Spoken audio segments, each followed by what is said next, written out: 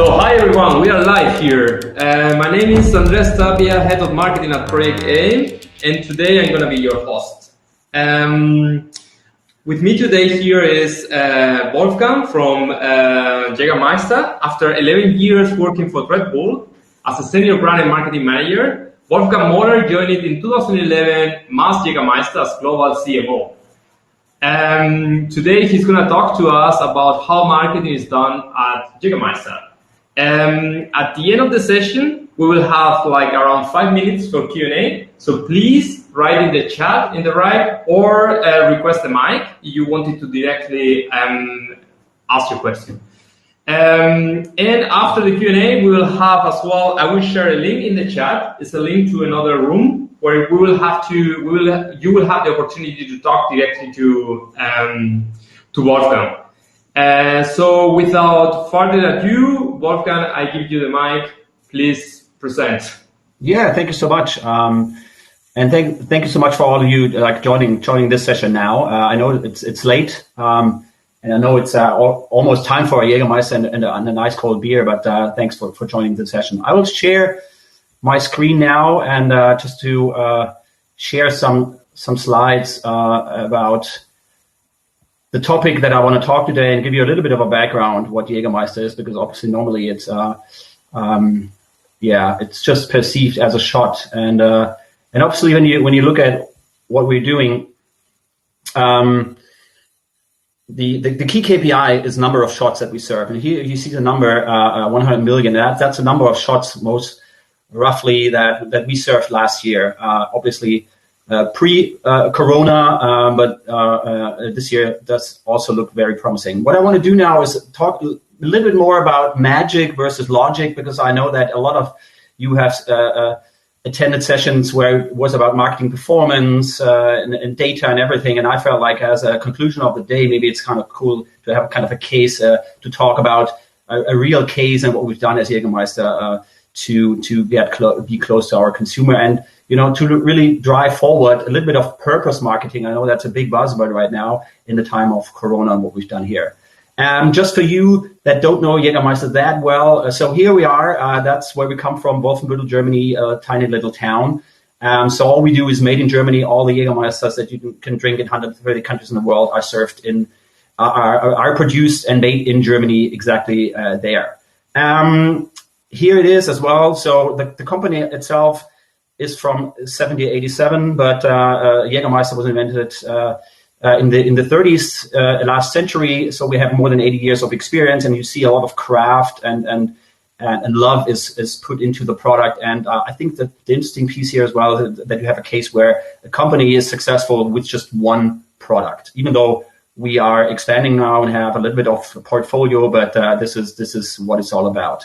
Jägermeister was ever a brand that was very much involved in zeitgeist. So here's a picture from the 70s where Jägermeister had its own racing teams. We also had Formula One teams. So I think way before the Formula and motorsports got super popular, we were in there and we kind of started that. Obviously, these days we're not anymore in motorsports because obviously because of the lack of the relevance, I would say, because like who cares about motorsports these days? Also, in terms of target group and people that we want to communicate with here you see the definition urban Lebenskünstler. So what we feel that it's really important that we focus on a target group that has shared common values and attributes all across the world. And that's how we call our target group. So people that go out, have a social life, mostly urban, even though in Corona and maybe in the future that will change a little bit, but that's our target. And interestingly, a couple of years ago, we started the journey for going away a little bit from just producing herbal liqueur and looking into a bigger purpose of the organization, and that's where we are right now. So we define ourselves as best night of your life company, because like we feel like best nights, and we kind of experience that right now during Corona as well, is a key contributor for a well-being. And it's the most interesting time of the day, and obviously Jägermeister is a crucial part of that, and that's where we want to be involved and active. Obviously, when you look at night and nightlife, this is not an actual photo. This is kind of the past. And obviously, this is the reality in many, many markets all across the world.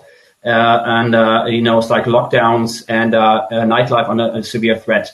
And that is exactly where we stood up this year and said, okay, the night struggles, and there needs to be a Meister more than ever, and we have to step in and do something. Because the situation out there was twofold. One is the nightlife community was hit hard, and it still is hit hard, obviously, in many markets. So there's no income, no stage for not only for bartenders or the drink or location where you serve Jägermeister, but also like artists, DJs, musicians. They didn't have any income, they didn't have any stage. And on the other side, there was no social life. And so we all were in lockdown. It was super boring. Everybody was desperately seeking for entertainment. And obviously that was a good opportunity for us to step in here. And what we did is we started a campaign where we said, hey, let's save the night. This is really derived from our core DNA. And being a brand that is really has benefited a lot from nightlife over the course of the last 80 years, we want to give back and we want to contribute. So what we did, we created that Save the Night campaign. It was fully digital, obviously. We had different programs that we started. And this was way beyond donations, because like a lot of companies this year donated money to some organizations, and we said, hey, we want to give directly money to artists and the nightlife community. And that's what we did. So we had some, as you can see here, so micro funding. So that was kind of a program where we directly gave money to artists.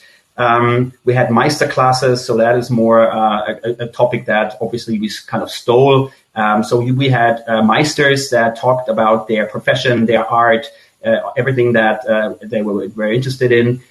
We supported streams very early on. Obviously now that's something that is common and used all over the place. But back in March, April, United We Stream, which is a Berlin initiative, we really believed in these guys and really supported them in their things, and then we expanded that. And Meister drop-ins, which is the most interesting piece, I would say, totally that's kind of digital entertainment where we provided Meister some income, and then consumers could apply for sessions. So we connected artists and consumers together on that platform here, SaveTheNight.com. And that was a tremendous success, because something that we would never have expected. Here's some images about what happened in terms of microfunding. So different initiatives, just make sure that artists of the night could do what they like most, whatever profession they are, whether it be music, art, DJing, etc., etc. The other point was Meister sessions, and you see here, some examples. Kid Super, who's a fashion designer. Rich Frankling who is a sneaker designer in the US, doing a lot for Nike.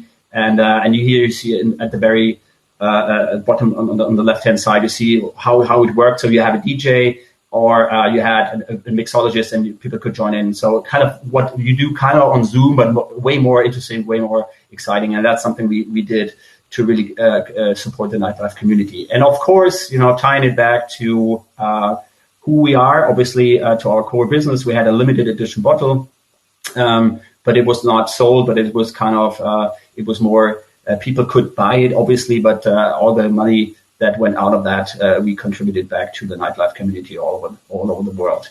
And here is how the thing unfolded during Corona over the course of the last couple of months and weeks. And it's really so more than 15 language, 1,000 artists, and you see the numbers by yourself, where we got a lot of traction. So I think for me, always looking at this topic of purpose marketing, I think I was always like, hey, what's this all about? But you can see that if you have something that's really interesting for your audience, but also your network and people that you care of as a brand, you can really get a lot of traction for that. And that's something I just wanted to share with you today, that it's like yes, it is about performance. It's all about making sure that we are efficient.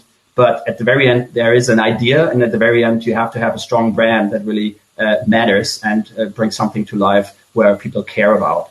And that's a little bit of a takeaway in general for me after 20 years in global marketing for some exciting brands. So it's really about do stuff, don't talk about.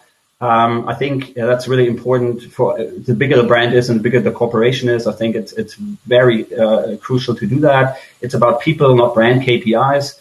But it's about relationship. It's not about marketing. And I think whenever you get into that forget your marketing background and do stuff that really people are do care of. So that is a little bit of what I brought today, just to give you an idea about what we did. And happy to get your questions and feedback, whatever, whether you say, maybe you think it's bullshit, it's a marketing case, blah, blah. Let me know. Thank you for your attention. So thanks a lot for the presentation. So I see one direct question here from the chat. Like, when you are an early startup, how do you take your brand to the next level? Okay, there are two things. One is, well, and I think that's a basic, obviously, is you have a product that matters, but that's a given. I think you have to really think about what's your brand all about. What does it do to your target? And I think you have to be very clear on that. And obviously the expectations have changed over the course of the last years. And now these days, young consumers, but now, and you see that during Corona times as well, it's like people are really challenging the brand and say, do you really want to only make product, or do you care about something, whatever it is? And I think one thing that I would say that, for example, I see a lot of brands now getting into sustainability, which I think, yes, that's a hygiene factor. Find the thing that you do care about, and then you're gonna be super interesting for consumers. So product, and know what you are, and bring it to life. So again, from the chat, so now more questions are coming. So do you have any plans already for the next year?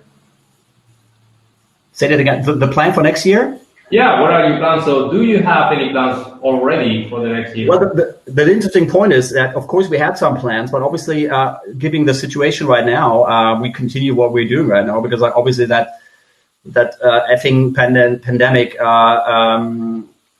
continues, and I think it's more needed than ever. Even though, like in Germany, I know a lot of support is coming now with lockdowns, but in most countries, nobody cares about the nightlife industry. And but the other one is obviously looking forward, and I think we see a lot of trends popping up, and that's something we prepare ourselves. Looking at the future of nightlife, for example, or especially mindful drinking. So, like, the role of alcohol, I think it diminishes or is newly defined. So we have to prepare ourselves for that.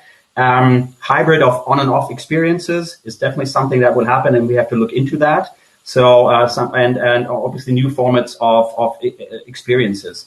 That's something we look into. And the good thing, and that's one of the benefits working with a lot of artists and key drivers in nightlife community. We have so many ideas, and we are very close to the target. And I think there's a lot of change happening, and it's super exciting to really be active for that. But honestly, short term, the first half of the year is still crisis modus. Okay, so there are many questions, but one that just came in that I think is really, really interesting and very hard to answer is, you have zero marketing spend.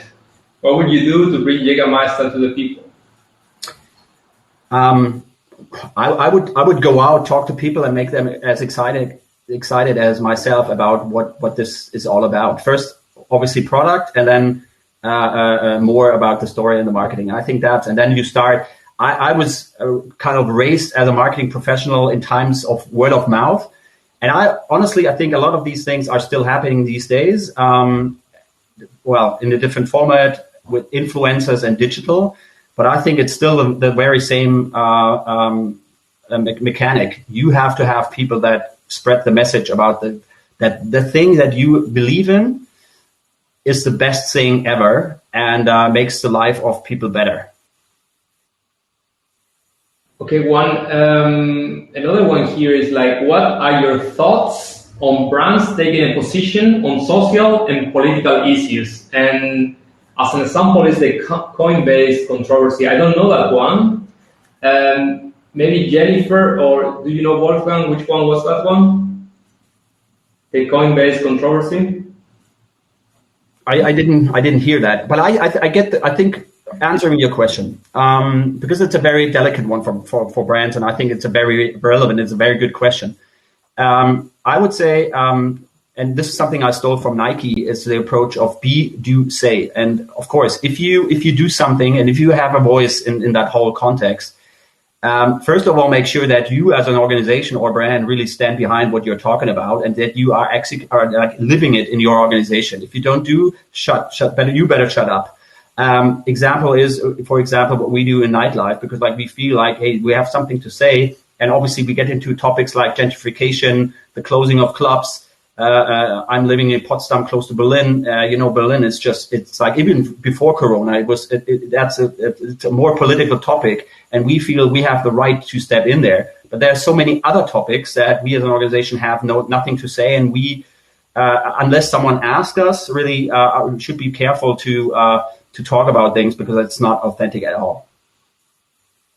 Okay, perfect, thanks. And one other question here is like, what is your advice for a young startup in the nightlife sphere right now? Well, the first advice is contact my colleagues from Venture. So Chris Goeken, he was present today. So because I think that's another piece that we really believe in, that we support young startups in that theme, because it's a very promising area for business, I would say, but also a lot of happening. And I think, as I said, nightlife is a big contributor to well-being. So that is one a point of that. And then